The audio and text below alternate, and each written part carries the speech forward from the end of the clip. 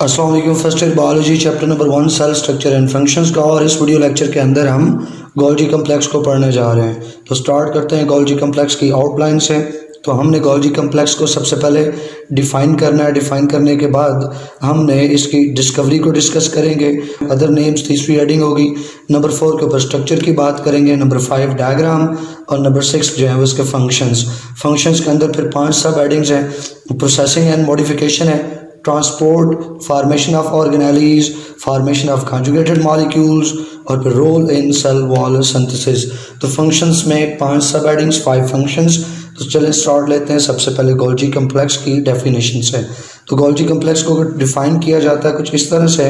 It is stack of flattened membrane bounded या membrane enclosed सैक्स, जिनको cisternae कहते हैं। गोल्जी कम्प्लेक्स स्टैक है। स्टैक मतलब ढेर, ठीक है। स्टैक कहते हैं ढेर को। फ्लैटेंड चिपटे चौड़े, मेम्ब्रेन इनक्लोज्ड जो मेम्ब्रेन के अंदर बंद हो, और सैक्स थैले को कहते हैं। तो एक तरह के ये थैले हैं जो मेम्ब्रेन के अंदर बंद है, और इन थैलों की शेप कैसी है, ये फ्लैट है, और एक थैला नहीं है बल्कि थैलों का एक ढेर बना हुआ है। स्टैक है इसका। तो stack of flattened membrane enclosed membrane bounded sacs, और इन सैक्स को हम नाम देते हैं सिस्टर्नी का। और इसके साथ साथ क्या है, वेसिकल्स हैं। तो ये जो membrane bounded membrane enclosed sacs cisternae plus जो वेसिकल्स हैं मिलकर कलेक्टिवली कहलाता है गोल्जी कम्प्लेक्स। नीचे मैंने इक्वेशन की फॉर्म में शो भी कर दिया कि Golgi complex is actually cisternae plus vesicles. वो जो सिस्टर्नी है, जो फ्लैट सैक्स हैं, और प्लस उनके साथ जो वेसिकल्स मौजूद है, वेसिकल का जो सिस्टम है, ये कलेक्टिवली कहलाते हैं गोल्जी कम्प्लेक्स। नीचे डायग्राम में देखें तो ये गोल्जी कम्प्लेक्स की डायग्राम है। इसमें ये सैक्स हैं इसके, और इसको सिस्टर्नी कहते हैं, लेबल किया गया है। ये न्यूली फॉर्मिंग वेसिकल्स हैं, ये वेसिकल है जो नया बन रहा है, और ये कहीं और से एंडोप्लाज्म रेटिकुलम से, स्मूथ से, रेफ से वेसिकल्स आ रहे हैं, तो इनको लेबल किया गया है इनकमिंग वेसिकल को। और ये जो है नए बन रहे हैं तो न्यूली फॉर्मिंग वेसिकल, और ये जो फ्लैट सैक्स हैं they are termed as cisternae. तो सिस्टर्नी प्लस ये जो वेसिकल्स हैं ये कलेक्टिवली कहलाते हैं गोल्जी कम्प्लेक्स। अब इसकी डिस्कवरी जो है वो सेकंड हेडिंग है हमारी। तो डिस्कवर इसको किया था कैमिलो गोल्जी ने। कैमिलो गोल्जी ने इसको डिस्कवर किया 1898 में, और अपनी इस डिस्कवरी की वजह से उसको नोबेल प्राइज़ से भी नवाजा गया, उसको अवार्ड किया गया। कुछ और नाम भी हैं गोल्जी कम्प्लेक्स के, इसी ऑर्गेनल के कुछ और नाम्स भी हैं। तो it is also known as Golgi bodies, also known as Golgi apparatus, और एक और भी है कि इसको सिंपली गोल्जी भी कह देते हैं। Golgi complex, Golgi bodies, Golgi apparatus, ये सिंपली गोल्जी कह दें, तो सब ये नाम एक ही ऑर्गेनल के हैं। अब नंबर 4 के ऊपर जो सब मेन हेडिंग है वो स्ट्रक्चर की है। तो स्ट्रक्चर के हमने इसके करने हैं 3 हिस्से।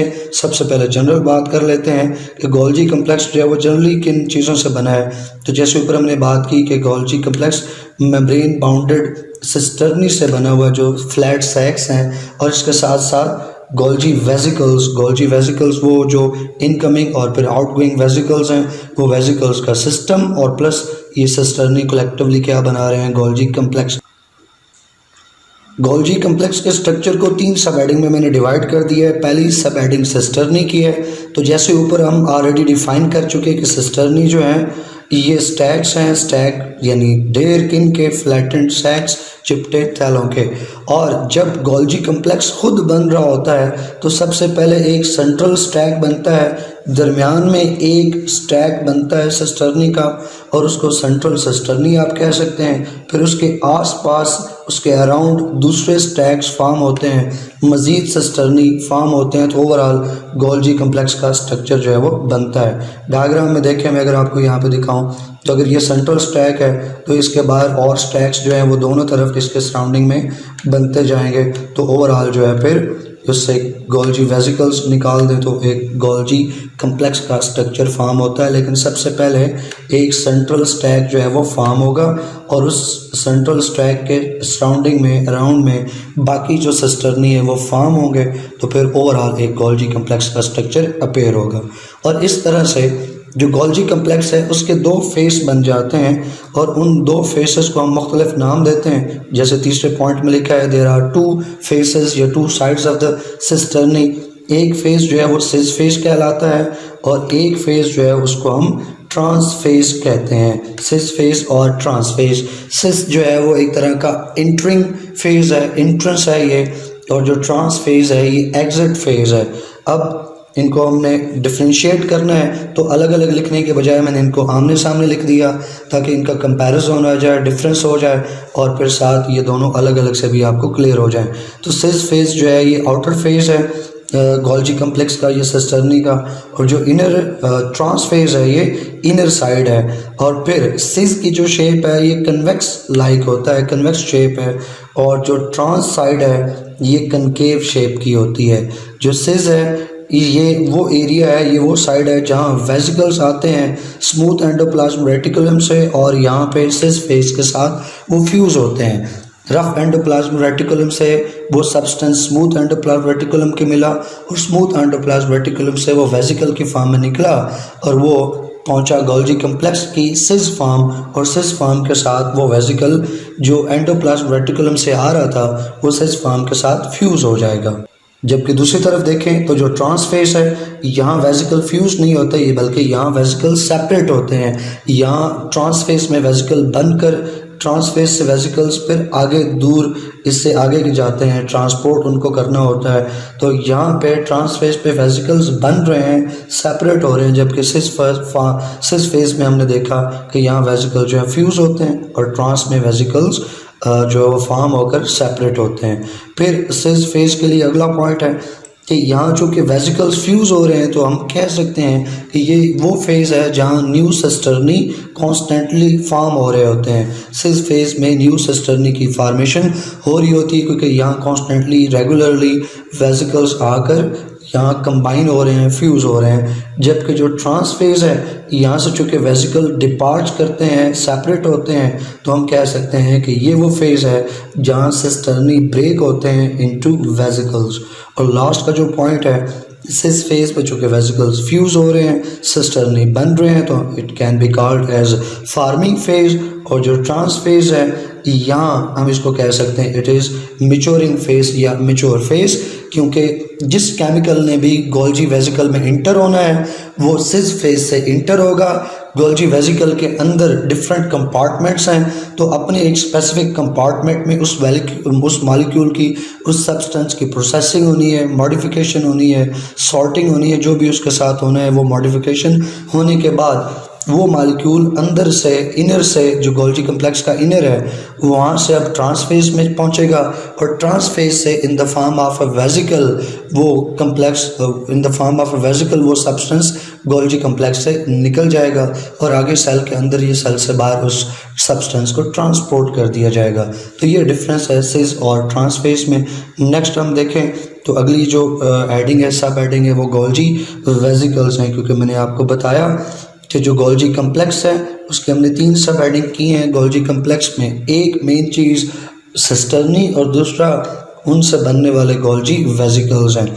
तो गोल्जी वेसिकल्स को हम देखें तो इनको हम डिफाइन कर सकते हैं कि ये स्मॉल राउंड सैक्स हैं। तो Golgi vesicles they are small, they are round in shape और एक तरह से थैले ही हैं, तो हम इनको वेसिकल्स का नाम देते हैं। और ये बनते हैं ट्रांस फेज पे, trans end of the cisternae, जैसे ऊपर हमने पढ़ा। They transport the substances in them.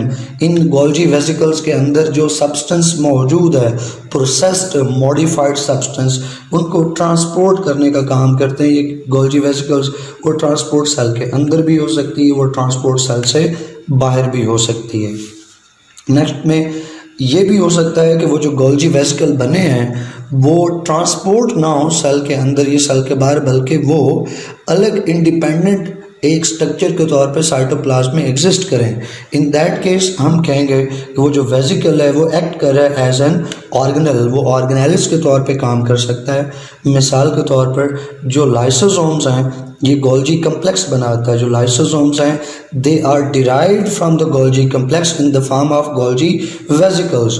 अगर उन गोल्जी वेसिकल्स के अंदर डाइजेस्टिव एंजाइम मौजूद है, एक गोल्जी कम्प्लेक्स से गोल्जी वेसिकल निकला, यूँ देख लें, ये अगर हम एक स्टैक ले लें, यहाँ कुछ और स्टैक लाइनें लगा देते हैं रफ सा, और ये अगर ट्रांसफेस है और यहाँ से एक वेजिकल निकल रहा है और उस वेजिकल के अंदर डाइजेस्टिव एंजाइम्स अगर मौजूद हैं तो फिर इस वेजिकल को हम लाइसोसोम कहेंगे, क्योंकि लाइसोसोम सेल के वो ऑर्गेनल हैं जिनके अंदर डाइजेस्टिव एंजाइम्स मौजूद होते हैं। तो बात करने का मकसद ये है कि जो गोल्जी वेसिकल्स निकल रहे हैं उनका दो तरह का रोल हो सकता है, एक ट्रांसपोर्ट का रोल हो सकता है और सेकंड वो जो गोल्जी वेसिकल हैं वो इंडिपेंडेंट ऑर्गेनल के तौर पे भी एग्जिस्ट कर सकते हैं अगर उनके अंदर वो वाला कंटेंट, डाइजेस्टिव एंजाइम वाला कंटेंट मौजूद है। इसका जिक्र आगे फंक्शंस में भी आएगा। तीसरी जो हेडिंग है, सब हेडिंग, वो ल्यूमन की है। तो ल्यूमन जो है वो स्पेस को कहते हैं, तो it is the space inside the tubular part of sac. Sac यानी सिस्टर्नी जो है गोल्जी कम्प्लेक्स के, सिस्टर्नी थैले हैं, थैला अंदर से खाली होता है, तो थैले के अंदर, सिस्टर्नी के अंदर जो स्पेस है that space is termed as lumen. तो ये था इसका स्ट्रक्चर। स्ट्रक्चर के अंदर हमने 3 हेडिंग बनाई स्ट्रक्चर में, सब हेडिंग, एक सिस्टर्नी की, फिर गोल्जी वेसिकल्स की और फिर ल्यूमन की। अब 5वीं जो मेन हेडिंग है वो डायग्राम की है। तो कंप्लीट डायग्राम जो है उसको देख लें जिसमें ये सारे स्ट्रक्चर अपेयर हो रहे हैं। ये ऑलरेडी हमने डायग्राम देखा लेकिन उसमें मैंने कम चीज़ों को लेबल किया हुआ था। उसमें सिस्टर्नी थे और फिर इनकमिंग ट्रांसपोर्ट वेसिकल थे जो एंडोप्लाज्मिक रेटिकुलम से आ रहे होते हैं, फिर न्यूली फार्मिंग वेसिकल्स हैं जो बन के आगे जिन्होंने ट्रांसपोर्ट होने के लिए जाना है। अगर वो वेसिकल सेल से बाहर निकलता है और उसके अंदर एक ऐसा केमिकल है जिसको सेल से बाहर सिक्रीट करना है तो फिर वो सिक्रीटरी वेसिकल कहलाएगा। सिक्रीटरी वेसिकल वो होगा जिसके अंदर एक ऐसा सब्सटेंस मौजूद है जिसको सेल से बाहर सिक्रीट किया जाएगा। ऐसे वेसिकल को फिर सिक्रीटरी वेसिकल कहा जाएगा। अगर सेल के बाहर उसको ट्रांसपोर्ट किया जाता है, उसके कंटेंट को सेल से बाहर ट्रांसपोर्ट किया जाता है। ये रहा इसका सिस फेज और ये उसका ट्रांसफेज जो ऑलरेडी हम बात कर चुके, और ये वो ल्यूमन है। अब ये एक स्टैक है, एक सिस्टर्नल सैक मौजूद है और इसके अंदर जो इंटरनल स्पेस है, जो खाली जगह है, that is known as lumen. तो ये मुख्तलिफ पार्ट्स जो इसके स्ट्रक्चर में आते हैं। अब नंबर 6 पे और लास्ट के ऊपर जो मेन हेडिंग है वो फंक्शंस की है। इसके अंदर फिर 5 सब हेडिंग्स हैं, 5 इसके फंक्शंस हैं। सबसे पहला फंक्शन प्रोसेसिंग और मॉडिफिकेशन का है। इसको हम देखें तो कुछ गोल्जी कम्प्लेक्स है, इट प्रोसेसिंग करता है सेल सेक्रीशंस की, और उन सेल सेक्रीशंस में mainly proteins like cell secretions होती हैं, प्रोटीन्स एंड नेचर सेक्रीशंस होती हैं, उनकी प्रोसेसिंग की जाती है गोल्जी कम्प्लेक्स में। और प्रोसेसिंग में क्या क्या शामिल है? This processing involves tagging of the protein and sorting of the proteins. अब सेल के अंदर बहुत सारी प्रोटीन्स हैं बेतहाशा जो अपने स्ट्रक्चर में, अपने फंक्शन में डिफरेंट हैं। तो सेल अपने अंदर वाली प्रोटीन्स को और सेल के बाहर से जो प्रोटीन्स आ रही होती हैं उनको कैसे आइडेंटिफाई करता है? तो कुछ टैग्स होते हैं प्रोटीन मॉलिक्यूल्स के ऊपर। वो टैग्स जो हैं आमतौर पे ग्लाइको प्रोटीनियस इन नेचर होते हैं। ये कह लें कि वो टैग्स जो प्रोटीन के साथ अटैच किए जाते हैं वो कार्बोहाइड्रेट्स के, सिंपल शुगर्स के मॉलिक्यूल्स होते हैं, छोटे छोटे यूनिट्स होते हैं जिनको प्रोटीन के साथ अटैच किया जाता है। अगले पॉइंट में मैंने लिखा भी है कि जब प्रोटीन के साथ कार्बोहाइड्रेट के वो मॉलिक्यूल्स अटैच कर देंगे तो जो रिजल्टिंग मॉलिक्यूल है वो ग्लाइको प्रोटीन कहलाएगा। तो जब कोई और मॉलिक्यूल प्रोटीन के साथ अटैच किया जाएगा इसलिए कि उस प्रोटीन को स्पेसिफिक आइडेंटिफिकेशन मिल जाए तो इसको हम कहेंगे टैगिंग। फिर सॉर्टिंग ऑफ प्रोटीन्स है कि जब प्रोटीन्स टैग हो जाती हैं तो फिर उनकी सॉर्टिंग भी पॉसिबल है। सॉर्टिंग से मतलब है कि ये प्रोटीन जो है ये स्ट्रक्चरल प्रोटीन है, ये फंक्शनल प्रोटीन है, फंक्शनल में कि ये एंजाइम के तौर पे एक्ट करेगी, ये वाली प्रोटीन जो है ये एक्ट करेगी ट्रांसपोर्ट के लिए, ये वाली प्रोटीन जो है ये एक्ट करेगी एज अ चैनल। तो डिफरेंट फंक्शंस हो सकते हैं प्रोटीन्स के, स्ट्रक्चरल बेसिस पे भी, फंक्शनल बेसिस पे भी प्रोटीन्स को फिर सेपरेट करना है। तो जो सॉर्टिंग ऑफ प्रोटीन्स है और टैगिंग ऑफ प्रोटीन्स है it takes place in the Golgi complex. फिर जो मॉडिफिकेशन है it can involve addition of sugar residues, sugar molecules. Sugar मिसाल के तौर पर जो मोनोसेक्राइड्स हैं, ग्लूकोज, फ्रक्टोज वगैरह हो गया, स्पेशली ग्लूकोज, उसके मॉलिक्यूल्स, उसके यूनिट्स अगर प्रोटीन के साथ अटैच कर दिए जाएं तो प्रोटीन का मॉलिक्यूल मॉडिफाई हो जाएगा। मज़ीद ये है कि प्रोटीन का मॉलिक्यूल जो है अगर वो बड़ा है बड़ी तो उसकी स्प्लिसिंग हो सकती है, प्रोटीन को कट करके छोटे छोटे पार्ट्स में, और हर पार्ट को एक अलग इंडिपेंडेंट प्रोटीन के तौर पर सिंथेसाइज किया जा सकता है। ये काम भी होता है गोल्जी कम्प्लेक्स के अंदर, जिसको हम स्प्लिसिंग कहते हैं, ये भी मुमकिन है। और अगर खाली कार्बोहाइड्रेट के मॉलिक्यूल्स शुगर मॉलिक्यूल्स प्रोटीन के साथ अटैच करें तो जो रिजल्टिंग कम्बिनेशन है that is known as glycoproteins. Next बात करें तो ये चूँकि इनका फंक्शन सिक्रीशंस को मॉडिफाई करना है, बहुत सारे फंक्शन में से एक फंक्शन, तो गोल्जी कम्प्लेक्सेस और common in secretory cells. Secretory cells वो होते हैं जिनका मेन फंक्शन ही सिक्रीशंस प्रोड्यूस करके उन सिक्रीशंस को रिलीज़ करना है, और ऐसे सेल्स को हम ग्लैंडुलर सेल्स कहते हैं। और ये ग्लैंडुलर सेल्स हमारे जो ग्लैंड्स हैं उनमें पाए जाते हैं। मिसाल के तौर पर सलाइवरी ग्लैंड है तो सलाइवरी ग्लैंड के सेल्स सलाइवरी सेल्स कहलाएंगे। और सलाइवरी सेल्स जो हैं they are secretory in nature, क्योंकि वो सलाइवा प्रोड्यूस करके उसको सिक्रीट कर रहे हैं। तो ऐसे सेल्स जो सिक्रीशंस रिलीज करते हैं सिक्रीटरी सेल्स कहलाते हैं। और सिक्रीटरी सेल्स के अंदर गोल्जी कम्प्लेक्स का जो नंबर है वो ज़्यादा होगा, क्योंकि गोल्जी कम्प्लेक्स ही वो ऑर्गेनल है जो सेल का सिक्रीटरी सिस्टम बनाता है। ये सेल के अंदर जो सिक्रीशंस प्रोड्यूस होती हैं उनको प्रोसेस और मॉडिफाई करता है। जो दूसरी सब हेडिंग है वो ट्रांसपोर्ट की है, तो ऑलरेडी हम बात कर चुके कुछ कि गोल्जी कम्प्लेक्स जो है वो ट्रांसपोर्ट करता है उन सब्सटेंसेस की जो गोल्जी कम्प्लेक्स ने प्रोसेस कर ली हों, मॉडिफाई कर ली हों, नेक्स्ट उनको ट्रांसपोर्ट करेगा। और ये ट्रांसपोर्ट सेल के अंदर भी हो सकती है, अगर सेल के अंदर हो तो इंट्रासेलुलर ट्रांसपोर्ट कहलाती है, और अगर सेल के बाहर हो तो it is known as extracellular transport. वो चीज़ जिसको सेल के अंदर बनाकर सेल के अंदर ही दूसरी जगह पहुंचाया जाएगा तो इसको इंट्रासेलुलर ट्रांसपोर्ट कहेंगे। अगर वो सब्सटेंस सेल मेम्ब्रेन को क्रॉस करके उसको बाहर खाली जगह पर या दूसरे सेल के लिए पहुंचाया जाए, सेल से बाहर निकाला जाए, तो फिर ये एक्स्ट्रा सेलुलर ट्रांसपोर्ट कहलाती है। तीसरी जो सब हेडिंग है फंक्शन के अंदर वो फॉर्मेशन ऑफ ऑर्गेनेलीज है। जैसे ऊपर हम बात कर रहे थे कि बहुत सारे जो गोल्जी वेसिकल्स प्रोड्यूस होते हैं they can act as independent organelles, और इसमें जो बेहतरीन एग्जांपल है वो लाइसोसोम्स की, पेरोक्सिसोम्स की और ग्लाइकोक्सिसोम्स की। ये तीनों ऑर्गेनल्स जो हैं ये सर्टेन ऑर्गेनल्स ओरिजिनेट हो रहे हैं गोल्जी कम्प्लेक्स से, और जो गोल्जी कम्प्लेक्स से ये निकलते हैं as a vesicles. As a vesicles ये रिमूव होते हैं या ओरिजिनेट होते हैं फ्रॉम द गोल्जी कम्प्लेक्स, और फिर ये एक्ट करते हैं एज ए लाइसोसोम, पेरोक्सिसोम्स और ग्लाइकोक्सिसोम, डिपेंडिंग अपॉन कि इनके अंदर कौन सा कंटेंट मौजूद है। तो लाइसोसोम, पेरोक्सिसोम्स और ग्लाइकोसोम इनके अंदर डाइजेस्टिव एंजाइम्स ही होते हैं, लेकिन उनकी डाइजेस्टिव एंजाइम्स की नेचर जो है वो डिफरेंट होती है। ग्लाइकोसोम में और तरह के डाइजेस्टिव एंजाइम्स है, पेरोक्सिसोम्स के और तरह के हैं, और लाइसोसोम्स के डाइजेस्टिव एंजाइम्स और तरह के हैं, लेकिन ये तीनों ओरिजिनेट होते हैं, तीनों ऑर्गेनल बनते हैं गोल्जी कम्प्लेक्स से ही। अब हम बात कर लेते हैं चौथी सब हेडिंग की, जो कि फार्मेशन ऑफ कॉन्जुगेटेड मॉलिक्यूल्स है। तो ऊपर जैसे हमने कहा कि ये बहुत सारे मॉलिक्यूल्स को गोल्जी कम्प्लेक्स मॉडिफाई करता है, प्रोसेस करता है, और उस मॉडिफिकेशन और प्रोसेसिंग में एक अंदाज़ ये है कि मुख्तलिफ तरह के मॉलिक्यूल्स को जोड़कर एक नया कम्बिनेशन बना दे, और उन नए कम्बिनेशन वाले मॉलिक्यूल्स को हम कॉन्जुगेटेड मॉलिक्यूल्स कहते हैं। मिसाल के तौर पे अगर कार्बोहाइड्रेट्स प्रोटीन्स के साथ अटैच कर दी जाएं तो कम्बिनेशन ग्लाइकोप्रोटीन कहलाता है, और लिपिड्स के साथ कार्बोहाइड्रेट्स अटैच कर दिए जाएं तो ये कम्बिनेशन ग्लाइकोलिपिड्स कहलाता है। तो ग्लाइकोप्रोटीन्स और ग्लाइकोलिपिड ये जो कॉन्जुगेटेड मॉलिक्यूल्स हैं इनका सिंथेसिस भी गोल्जी कम्प्लेक्स में हो रहा होता है। और फिफ्थ के ऊपर लास्ट जो सब हेडिंग है फंक्शन में वो सेल वॉल सिंथेसाइजिंग, ये सेल वॉल सिंथेसिस है, सेल वॉल फॉर्मेशन है। इसका मतलब ये है कि जब प्लांट सेल के अंदर साइटोकाइनेसिस का प्रोसेस शुरू होता है, साइटोकाइनेसिस का सेल डिवीजन में पहले न्यूक्लियस डिवाइड होता है, उसको कैरियोकाइनेसिस कहते हैं, फिर साइटोप्लाज्म डिवाइड होता है, उसको साइटोकाइनेसिस कहते हैं। और जो साइटोकाइनेसिस है इसके अंदर प्लांट के 2 सेल बनने हैं, कैरियोकाइनेसिस में 2 न्यूक्लियस बन गए, अब साइटोकाइनेसिस में 2 प्लांट सेल बनने हैं, और दोनों जो नए प्लांट सेल बन रहे हैं उन दोनों की सेल वॉल पहले बनेगी। तो सेल वॉल बनाने के लिए गोल्जी बॉडी से, गोल्जी कम्प्लेक्स से वेसिकल्स निकलते हैं, उन वेसिकल्स के अंदर मटेरियल होता है जिस मटेरियल को इस्तेमाल करके नई सेल वॉल सिंथेसाइज की जाएगी। और ये वेसिकल्स जो गोल्जी कम्प्लेक्स से निकल रहे हैं ये सेल के इक्वेटर पे पहुंचते हैं।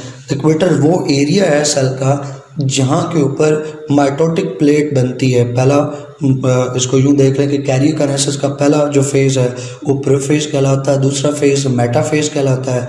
मेटाफेज में क्या होता है कि जो क्रोमोसोम्स हैं वो सेल के इक्वेटर पे अरेंज होते हैं, अपने आप को अलाइन करते हैं। तो वो एरिया, वो जगह सेल की कि जहाँ वो माइटोटिक प्लेट बनती है, वो जो माइटोटिक प्लेट जिस जगह पे बन रही है, आप उस जगह के ऊपर एग्जैक्ट ये वेसिकल्स जो जाके अरेंज होते हैं और आपस में फिर ये फ्यूज़ हो जाते हैं, और इनके फ्यूज़ होने से जो स्ट्रक्चर बनता है उसको फ्रैगमोप्लास्ट कहते हैं।